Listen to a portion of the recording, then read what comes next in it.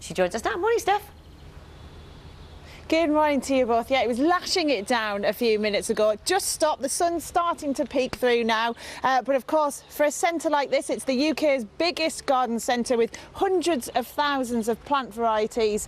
The weather can have a massive impact on their sales. Now, they're not the only one affected by the weather. You'll often hear retailers moaning about how the weather's affected their sales. Just last week, Marks and Spencer said their sales were down 2.8%, and that was all because of the really bad weather they say we had during the April to June period. They're not the only one though. For some it can be great news, but is it a fair excuse? Well, with us we've got Tim Morris, who is a bit like our Carol, a weather forecaster in some sense, not quite as glamorous, no offence Tim, but boss of Planalytics. Just explain what you do.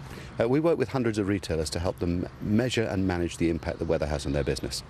And in terms of how you're delivering that, what difference can it make to a business? It can make an enormous difference. Consumers buy product because of the weather around them. You know, there are obvious products like plants, garden furniture and leisure products, but some products that you wouldn't expect are also impacted by the weather. So, you know, products like emulsion paint.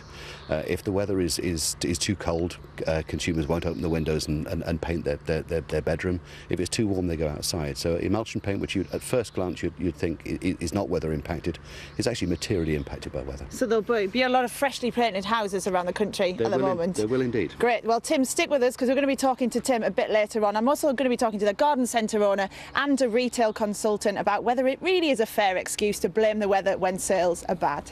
Good question, Steph. We'll see you later. Thank you.